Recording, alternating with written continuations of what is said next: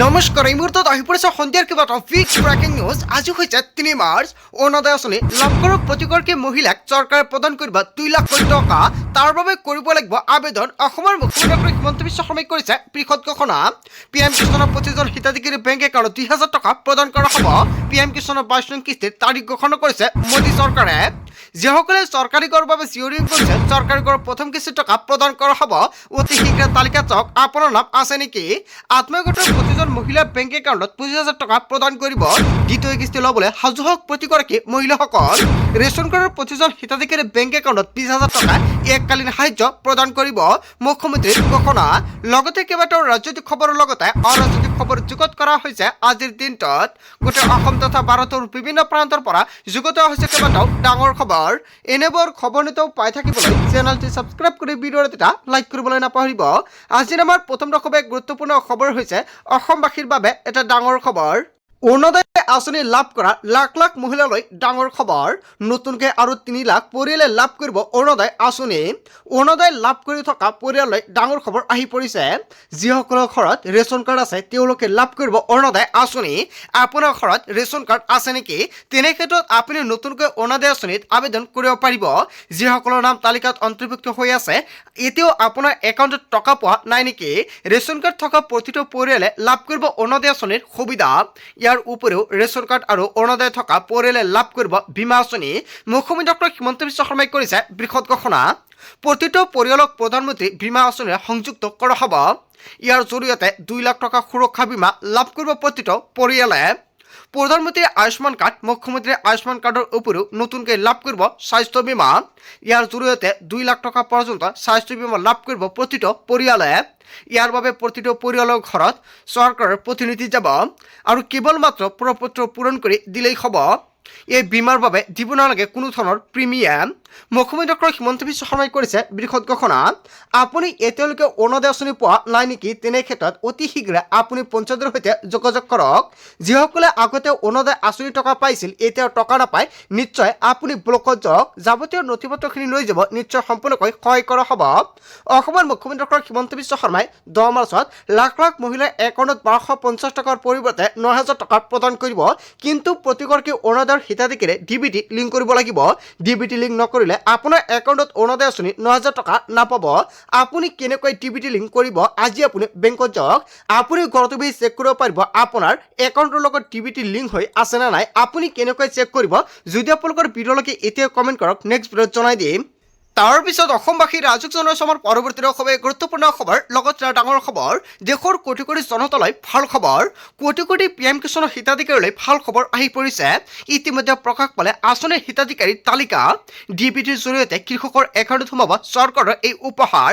হয়, নতুন বছৰত নতুন নিয়মেৰে PM কিষাণৰ 22 নং কিস্তি টকা প্ৰদান কৰিব মোদী চৰকাৰে। এতিয়াই চেক কৰক আপোনাৰ একাউণ্টৰ সৈতে DBT লিংক হৈ আছেনে। DBTৰ জৰিয়তে কোটি কোটি কৃষকৰ একাউণ্টত 2,000 টকা প্ৰদান কৰিব। যদি আপোনাৰ একাউণ্টৰ সৈতে DBT লিংক হোৱা নাই তেনে ক্ষেত্ৰত আপুনি পোষ্ট অফিচৰ একাউণ্ট অ'পেন কৰক। আপুনি পোষ্ট অফিচত যাই ক'ব KYC হোৱা এটা বেংক একাউণ্ট খুলিব লাগে। DBT লিংক হোৱা PM কিষাণৰ একাউণ্ট যেতিয়া আপুনি অ'পেন কৰিবলৈ ক'ব লগে লগে সিহঁতে DBT লিংক হোৱাকৈ এখন PM কিষাণৰ একাউণ্ট অ'পেন কৰি দিব। যেতিয়াই PM কিষাণৰ 2,000 টকা প্ৰদান কৰিব লগে লগে আপোনাৰ একাউণ্টত ক্ৰেডিট হৈ যাব। যিসকল কৃষকে KYC কৰিছে সেইসকল কৃষকে লাভ কৰিব ধনৰাশি। অসমৰ প্ৰায় 18 লাখৰো অধিক কৃষকে লাভ কৰিব চৰকাৰী টকা। অতি সহজেই তালিকাত চাব পাৰিব আপোনাৰ নাম তালিকাত আছে নে নাই। তালিকাত নাম নাথাকিলে আপুনি কি কৰিব কমেণ্ট কৰক। pmkisan.gov.in ৱেবছাইটত গৈ কেনেদৰে যাব আপোনাৰ নাম। ৱেবছাইটত ক্লিক কৰি নিজৰ জিলা, ব্লক, গাঁও আপুনি টাইপ কৰক। ইয়াৰ পিছতে গেট ৰিপৰ্ট অপশ্যনত ক্লিক কৰিলে ওলাই আহিব আপোনাৰ নাম। তালিকাত নাম নাপালে ফোন কৰক হেল্পলাইন নম্বৰত অন 5526 অথবা 01124300606 নম্বৰতে দিব পাৰিব আপুনি অভিযোগ। PM কিষাণৰ অফিচিয়েল ৱেবছাইটত গৈ আপুনি লিখিত আকাৰত দিব পাৰিব অভিযোগ। দেশৰ কোটি কোটি কৃষকৰ বাবে ভাল খবৰ। কোটি কোটি কৃষকে ৱেইট কৰি আছে কেতিয়া প্ৰধানমন্ত্ৰীয়ে 2,000 টকা প্ৰদান কৰিব একাউণ্টত। অৱশেষত হোলীৰ পূৰ্বে কোটি কোটি কৃষকৰ একাউণ্টত 2,000 টকা প্ৰদান কৰিব। প্ৰধানমন্ত্ৰী নৰেন্দ্ৰ মোদীয়ে কৰিছে বৃহৎ ঘোষণা। অসম ভ্ৰমণ কৰিব 14 তাৰিখে প্ৰধানমন্ত্ৰী নৰেন্দ্ৰ মোদীয়ে আৰু 14 তাৰিখৰ পূৰ্বেই আপোনালোকৰ একাউণ্টত টকাটো নোসোমায়। 14 তাৰিখৰ পিছতে আপোনাৰ একাউণ্টত এই টকা সোমাব। মুঠতে 20 মাৰ্চৰ পূৰ্বে আপোনাৰ একাউণ্টত এই টকা লাভ কৰিব পাৰে। তাৰ পিছত অসমবাসী ৰাজুক জনাইছোঁ আমাৰ পৰৱৰ্তী খুবেই গুৰুত্বপূৰ্ণ খবৰ লগতে ডাঙৰ খবৰ আপুনি এই মাহৰ ৰেচন সংগ্ৰহ কৰিলে নে ই কৈছোঁ নকৰা গ্ৰাহকে নাপাব ৰেচনৰ চাউল লগতে ৰেচন কাৰ্ড থাকিলে বাতিল হ'ব যদি আপুনি ৰেচন পোৱা নাই শীঘ্ৰে কৰি লওক ই কৈছে চলি আছে অন্যহাই বাতিল নতুন নিয়মেৰে সংগ্ৰহ কৰক ৰেচনৰ দোকানীয়ে চাউল কমকৈ দিলে অথবা দোকান বন্ধ ৰাখিলে দিয়ক আপুনি অভিযোগ ডায়েল কৰক 1800034536 নম্বৰতে ফোন নালাগিলে মেছেজ কৰক এই নম্বৰটোত হেল্পলাইন নম্বৰটো হৈছে অনলাইন 67 এইটো নম্বৰত কল কৰি দিব পাৰিব অভিযোগ নিৰ্দেশ অমান্য কৰিলে সুলভ মূল্যৰ দোকানীৰ বিপদ অনিবাৰ্য ৰেচন সংগ্ৰহ কৰিবলৈ ই পষ্ট মেচিনত দিব লাগিব ফিংগাৰপ্ৰিণ্ট সজাগতাৰ বাবে ৰেচনৰ দোকানীয়ে দোকানৰ সন্মুখত আনিব লাগিব ফলক নিয়ম ভংগ কৰিলে দোকানীৰ বিৰুদ্ধে লোৱা হ'ব শাস্তিমূলক ব্যৱস্থা যদি আপোনাৰ ৰেচন কাৰ্ড আছে এতিয়ালৈকে ৰেচনৰ চাউল আপুনি লোৱা নাই নেকি 10 মাৰ্চৰ পূৰ্বে ৰেচনৰ চাউল সংগ্ৰহ কৰিব লাগিব ইয়াৰ পিছত গ'লে কিন্তু আপুনি ৰেচনৰ চাউল নাপাব ৰেচন কাৰ্ড থাকিলে চেনি দালি আৰু নিমখ লাভ কৰিব আপুনি যিসকলৰ ৰেচন কাৰ্ড নাই নতুনকৈ ৰেচন কাৰ্ডৰ বাবে আবেদন কৰক তাৰপিছত অসমবাসী ৰাজুক জনাইছোঁ আমাৰ পৰৱৰ্তী খুবেই গুৰুত্বপূৰ্ণ খবৰ লগতে ডাঙৰ খবৰ ৰাজ্যৰ লাখ লাখ গৃহহীনৰ কুমিল চিন্তা হেৰা পাব ৰন্ধন গেছৰ মূল্য মাত্ৰ 700 টকাতে লাভ কৰিব ৰন্ধন গেছ অসমৰ মুখ্যমন্ত্ৰী ডক্টৰ হিমন্ত বিশ্ব শৰ্মাই ৰন্ধন গেছক লৈ বৃহৎ ঘোষণা কৰিছে আপোনাৰ ঘৰত ৰন্ধন গেছ আছে নেকি লাখ লাখ অনাদাৰ হিতাধিকাৰীৰ বাবে চৰকাৰে বৃহৎ সিদ্ধান্ত গ্ৰহণ কৰিছে অকল অনাদাৰ প্ৰতিজন হিতাধিকাৰীক এই সুবিধা প্ৰদান কৰিব চৰকাৰে পূৰণ কৰক মুখ্যমন্ত্ৰী সুলভ ইন্ধন আঁচনিৰ প্ৰপত্ৰ আজি সংগ্ৰহ কৰক এই প্ৰপত্ৰ মুখ্যমন্ত্ৰী সুলভ ইন্ধন আঁচনিৰ অধীনত মাত্ৰ 700 টকাতে লাভ কৰিব গেছ চিলিণ্ডাৰ এই প্ৰপত্ৰ পূৰণ কৰি জমা দিলে লাভ কৰিব 250 টকাৰ ৰাজসাহায্য প্ৰতিটো ৰন্ধন গেছৰ চিলিণ্ডাৰত অৰুণোদয়ৰ হিতাধিকাৰী পৰিয়ালে লাভ কৰিব ৰাজসাহায্য ৰেচন কাৰ্ড থকা প্ৰতিটো পৰিয়ালে লাভ কৰিব এই সুবিধা ইয়াৰ বাবে আপোনাৰ আধাৰ কাৰ্ড নম্বৰ সন্নিৱিষ্ট কৰিব লাগিব পঞ্জীয়নভুক্ত মোবাইল নম্বৰ দিব লাগিব অৰুণোদয় হিতাধিকাৰীৰ নাম আৰু অৰুণোদয় আইডি শুদ্ধভাৱে দিব লাগিব প্ৰপত্ৰ পূৰণ কৰি দিলে লাভ কৰিব 250 টকাৰ ৰাজসাহায্য পলম নকৰি আজি আপুনি সংগ্ৰহ কৰক এই প্ৰপত্ৰটো আপুনি ক'ৰ পৰা সংগ্ৰহ কৰিব আপুনি পঞ্চায়তৰ সৈতে যোগাযোগ কৰক নিশ্চয় সম্পূৰ্ণকৈ সহায় কৰা হ'ব আজিৰ ভিডিঅ'টো যিমান পাৰে সকলোৱে বেছিকৈ শ্বেয়াৰ কৰক তাৰপিছত অসমবাসী ৰাজুক জনাইছোঁ আমাৰ পৰৱৰ্তী খুবেই গুৰুত্বপূৰ্ণ খবৰ লগতে ডাঙৰ খবৰ PMAY ঘৰৰ নামত কোনো 1 টকাও চুব নোৱাৰিব 1 টকাও নিদিয়াকৈ হিতাধিকাৰী পাব চৰকাৰী ঘৰ হয় আপুনি চৰকাৰী ঘৰৰ বাবে জিঅ' টেকিং কৰিছে নেকি যদি কোনোৱে চৰকাৰী ঘৰৰ বাবে টকা বিচাৰে আপুনি 1 টকাও নিদিব 1 টকা যদি কোনোৱে লয় লগে দিব অভিযোগ মুখ্যমন্ত্ৰী ডক্টৰ হিমন্ত বিশ্ব শৰ্মাই কৰিছে বৃহৎ ঘোষণা কোনো দুখীয়া দৰিদ্ৰ লোকৰ পৰা আঁচনিৰ নামত 1 টকাও ল'ব নোৱাৰিব অসম জুৰি কঠোৰ হ'ব চৰকাৰ অসমৰ বহু ঠাইত এতিয়াও টকালৈ খেলিমেলি চলি আছে তাক লৈ কঠোৰ ব্যৱস্থা হাতত লৈছে ৰাজ্য চৰকাৰে নিযুত মইনা আঁচনি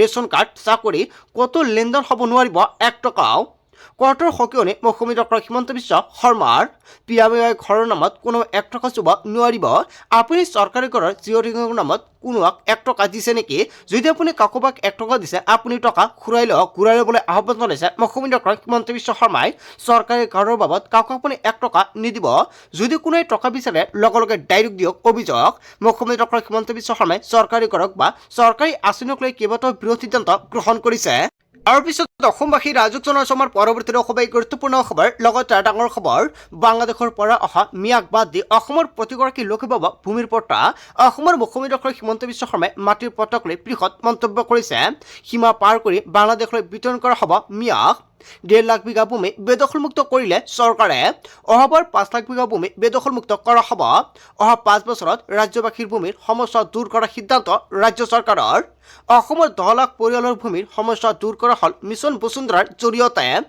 দূৰ হ'ব ককাইবৰ মাজত থকা ভূমিকেন্দ্ৰিক সংঘাত আলাল অথবা ধনী শ্ৰেণীৰ লোকে টকাৰ জোৰত দৰিদ্ৰৰ ভূমি কৰাৰ দিন উকলিল মিছন বসুন্ধৰা 4 আৰু 5ত একেবাৰে নহ'ব মাটিৰ সমস্যা আপুনি মিছন বসুন্ধৰাৰ জৰিয়তে মাটিৰ পট্টা পাইছে নেকি যদি কোনো ধৰণৰ সমস্যা সমাধান হৈছে কমেণ্ট কৰক মিছন বসুন্ধৰা 3.0 শুভ আৰম্ভণি অনুষ্ঠানত অসমৰ মুখ্যমন্ত্ৰী ডক্টৰ হিমন্ত বিশ্ব শৰ্মাই কৰিলে বৃহৎ ঘোষণা বাংলাদেশৰ পৰা অহা মিয়াক বাদ দি অসমৰ প্ৰতিগৰাকী লোকে পাব ভূমিৰ পট্টা অসমৰ মুখ্যমন্ত্ৰী ডক্টৰ হিমন্ত বিশ্ব শৰ্মাই ঘোষণা অনুযায়ী আপুনি কেনেকুৱাকৈ ভূমিৰ পট্টাৰ বাবে আবেদন কৰিব এতিয়ালৈকে পৰ্টেল নতুনকৈ মুকলি কৰা নাই যেতিয়া মিছন বসুন্ধৰা 4 আৰু 5 আৰম্ভ কৰিব নিশ্চয় সম্পূৰ্ণকৈ জনাই দিম কেনেকুৱাকৈ আপুনি ভূমিৰ পট্টাৰ বাবে আবেদন কৰিব তাৰ পিছত অসমবাসী ৰাইজক জনাইছো আমাৰ পৰৱৰ্তী খুবেই গুৰুত্বপূৰ্ণ খবৰ লগতে ডাঙৰ খবৰ 40টা সমষ্টিত বিজেপি দিব নতুন প্ৰাৰ্থী টিকট নাপায় বৰ্তমানে বহু বিধায়কৰ টিকট কৰ্তন কৰিবলৈ সাজু হৈছে বিজেপি ৰিপৰ্ট কাৰ্ড বিয়া হোৱা বিধায়কে নাপাব টিকট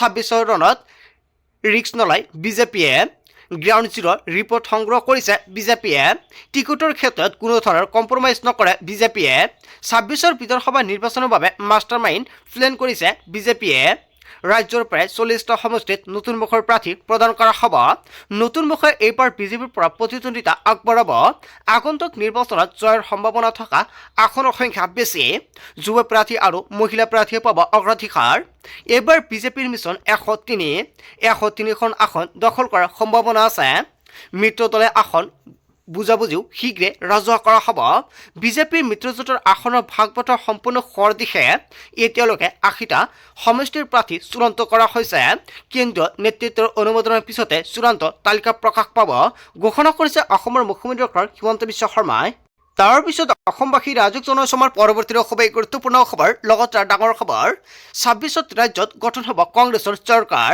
পৰিৱৰ্তন যাত্ৰাই ৰাজ্যত যথেষ্ট প্ৰভাৱ পেলাইছে কংগ্ৰেছ কৰ্মীৰ সাহস দেখি ৰাইজ নিশ্চিত হৈছে ৰাজ্যৰ বিভিন্ন প্ৰান্তত কংগ্ৰেছ কৰ্মী সকলো আমাক স্বাগতম জনাইছে কংগ্ৰেছে চৰকাৰ গঠন কৰিব বুলি আনুষ্ঠানিকভাৱে ঘোষণা কৰিছে গৌৰৱ গগৈ 26ত ৰাজ্যত গঠন হ'ব কংগ্ৰেছৰ চৰকাৰ আচলতে 26ত ৰাজ্যত কাৰ চৰকাৰ বিচাৰে কংগ্ৰেছ নে বিজেপি জনতাৰ মতামতটো নিশ্চয় কমেণ্ট কৰি জনাই দিব বন্ধু বান্ধৱীসকল গোটেই অসম তথা ভাৰতৰ বিভিন্ন প্ৰান্তৰ পৰা যুগত হৈছে কেইবাটাও ডাঙৰ খবৰ এনেবোৰ খবৰ নিতেও পাই থাকিবলৈ চেনেলটি ছাবস্ক্ৰাইব কৰি ভিডিঅ'ত এটা লাইক কৰিবলৈ নাপাহৰিব চ' থেংক ইউ ফৰ ৱাচিং ফুল ভিডিঅ'